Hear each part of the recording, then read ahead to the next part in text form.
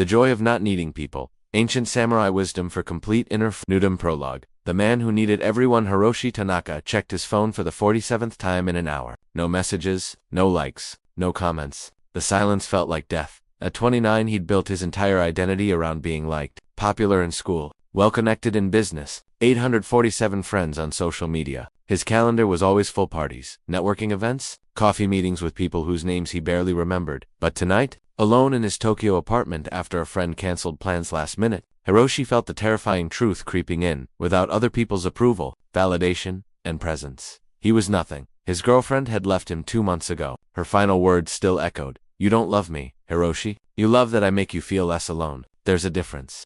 He'd laughed it off then, but now, sitting in the silence, he understood. He'd never learned to be alone with himself. The moment people left, panic arrived. He opened his messaging app and scrolled through contacts, desperately looking for anyone to fill the void. But at 11 p.m. on a Tuesday, most people were asleep or uninterested. The panic intensified. His chest tightened. The apartment walls seemed to close in. Then his phone rang. His grandfather, who lived in Kyoto and rarely called. "Hiroshi, your mother told me you've been struggling. Come visit me this weekend. I want to show you something. I have plans." "No, you don't. You have the desperate hope that someone will make plans with you. That's different." His grandfather's voice was firm, but kind. "Come, learn what I learned from my teacher about Jirikasa, the samurai art of needing no one." Hiroshi wanted to refuse, but the terror of another weekend alone was worse. "I'll come." His grandfather, Kenshin, lived in a traditional house on the outskirts of Kyoto. At 70, he lived alone, gardened alone, ate alone, and seemed happy, genuinely happy. It made no sense to Hiroshi. "How can you stand it?" Hiroshi asked on the first evening. "The loneliness?" Kenshin looked up from the bonsai tree he was trimming with perfect precision.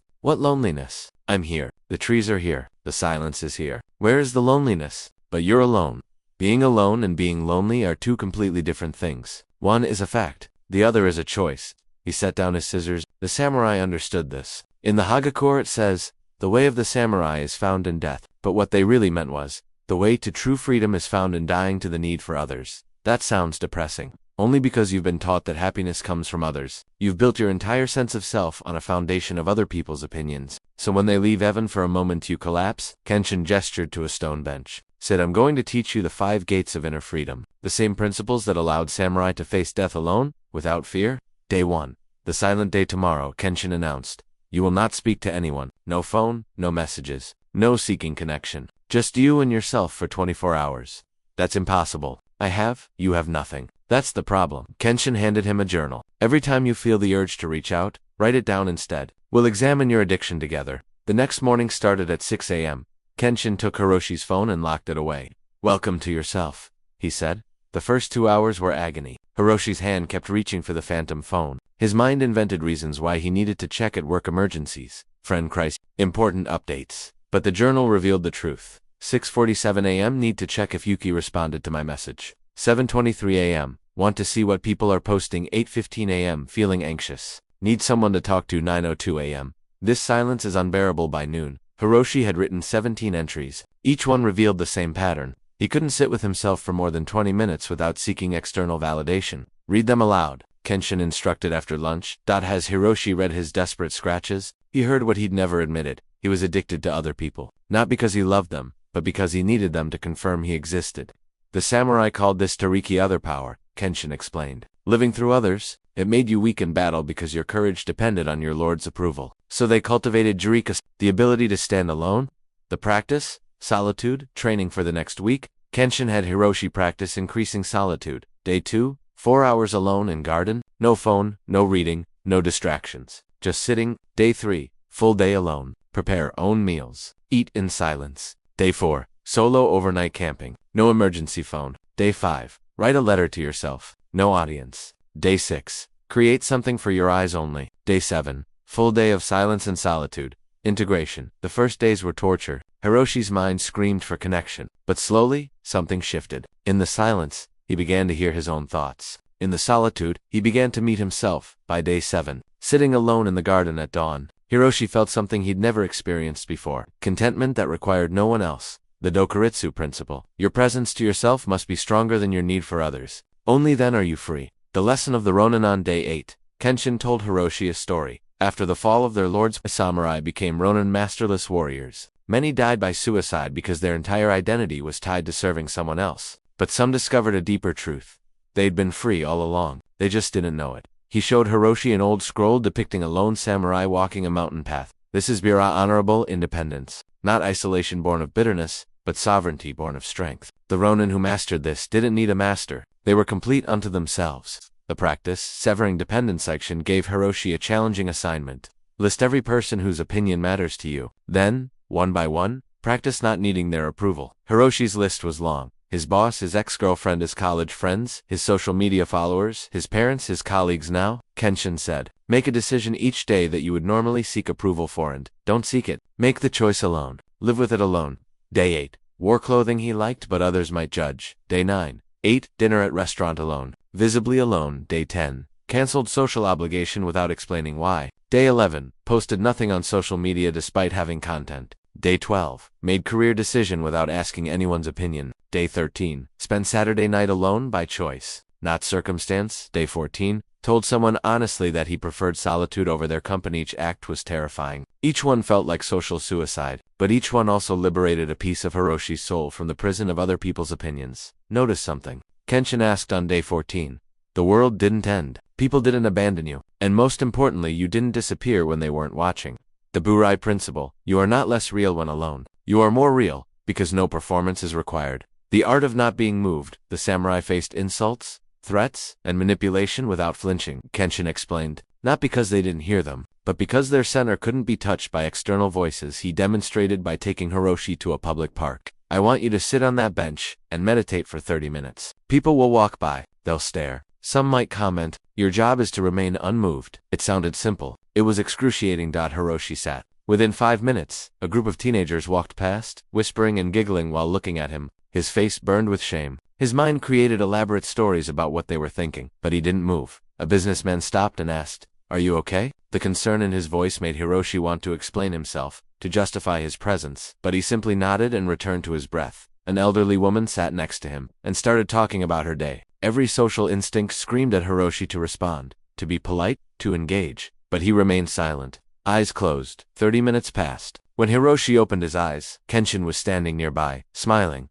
How many people actually cared that you were meditating? Hiroshi thought back. Maybe the woman. Everyone else barely noticed. Exactly. We spend our lives terrified of other people's judgments, but most people are too busy worrying about their own lives to judge yours. And the few who do judge, their opinions change nothing about who you actually are. The practice? Immune to opinion for the next week. Kenshin had Hiroshi practice Taikakam indifference. Day 15. Say no to 3 requests without explaining. Day 16. Share an unpopular opinion and don't defend it. Day 17. Let someone be angry without trying to fix it. Day 18. Receive criticism without reacting. Day 19. Be misunderstood without correcting. Day 20. Disappoint someone without apologizing excessively. Day 21. Exist exactly as you are without adjustment. The samurai called this fiducian a movable mind, Kenshin explained. Not because you're rigid, but because your sense of self doesn't move based on others' reactions. You remain you, regardless of who's watching.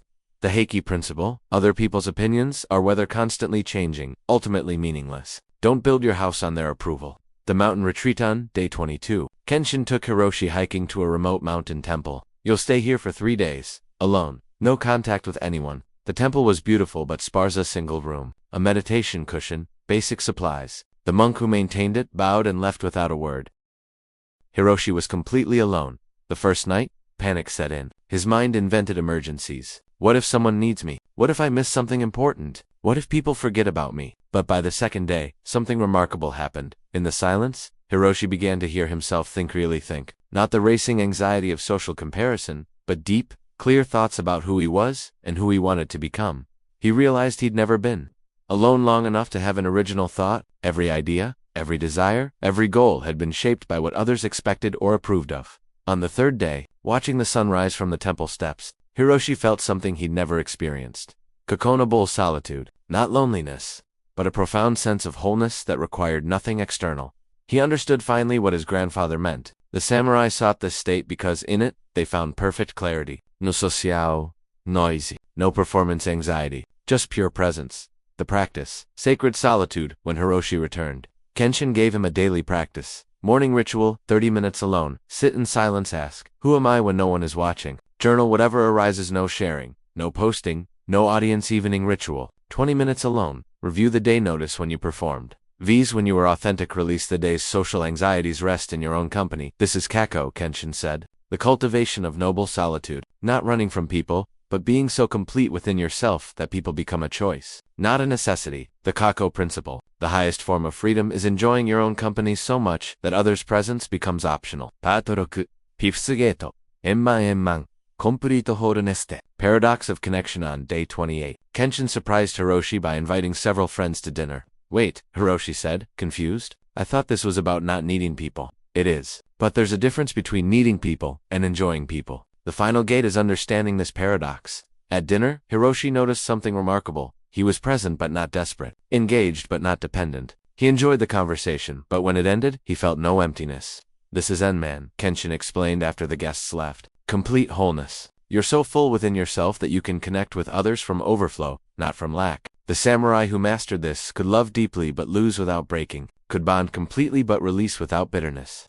The practice? Connection without attachment. For the final week, Kenshin taught Hiroshi the art of mushotoku attachment in relationships. Day 29. Spend time with friends. Enjoy fully. Release completely when they leave. Notice no void. Day 30. Have meaningful conversation. Don't check if they text afterward. Your worth wasn't on trial. Day 31. Help someone. Don't wait for thanks. The action was complete in itself. Day 32. Be vulnerable. Don't monitor their response. You shared truth. That's enough. Day 33. Love without needing to be loved back. Radical but freeing. Day 34. Connect deeply with stranger. Part ways. Carry no expectations of reunion. Day 35. Integration day. Review all 5 gates. The final paradox, Kenshin said on the last evening, is that when you don't need people, you can actually love them more freely, because you're not using them to fill your void. You're complete, and they're complete, and you meet as 2 wholes, not 2 halves, desperately clinging. The Enman principle. Complete people connect out of abundance, not need. This is the highest form of relationship. Part 7. The return to Tokyo. Hiroshi returned to Tokyo on day 36. His phone had 147 unread messages. He looked at them without urgency and responded to 3. His friend Yuki called. Where have you been? I've been worried. In Kyoto, learning to be alone. That sounds lonely. It was the opposite of lonely. It was freeing. Over the next months, Hiroshi's life transformed. Work. He stopped seeking constant validation from his boss, made decisions based on his own judgment, got promoted. Relationships stopped chasing people who weren't interested. Let friendships be natural. Found deeper connections with fewer people. Social media reduced from 20 posts per week to 2 per month. Stopped checking likes. Still had friends. Dating, went on dates from interest, not desperation. Could walk away if connection wasn't mutual. Eventually met someone who valued his independence. Weekends, sometimes alone, sometimes social. Both were enjoyable because neither was desperate. The most remarkable change. The panic attacks stopped, because Hiroshi's worth was no longer dependent on other people's presence or approval. Part 8. 1 year later, the teacher sat in his apartment, the same apartment that had once felt like a prison of loneliness. Now it felt like a sanctuary. His phone buzzed. A former colleague. Can I come talk to you? I'm going through something and I heard you changed. They met at a cafe. The colleague poured out his story: loneliness, desperation for connection, inability to be alone. Hiroshi recognized himself from a year ago. Let me tell you about the 5 gates, he began, as he explained Dokuritsu Burai, Heiki, Kako, and Enmen. Hiroshi realized he'd become what his grandfather was, someone who'd found freedom in not needing. But the paradox was beautiful. By not needing people, he'd become someone people actually wanted to be around. His independence was magnetic because it was rare. His self-sufficiency was attractive because it was genuine. So you just never feel lonely? The colleague asked. I feel alone sometimes, but alone and lonely aren't the same thing anymore. Alone is peaceful. It's where I meet myself. Hiroshi smiled. The samurai knew, the strongest fortress is the one you build inside yourself. No one can breach it. No one can abandon it. It's yours forever. Epilogue. The 5 gates mastered 3 years after his visit to Kyoto. Hiroshi received a letter from his grandfather. Hiroshi, your mother tells me you're teaching others about Jiriki *. I'm proud, but not surprised. The student who truly learns becomes the teacher.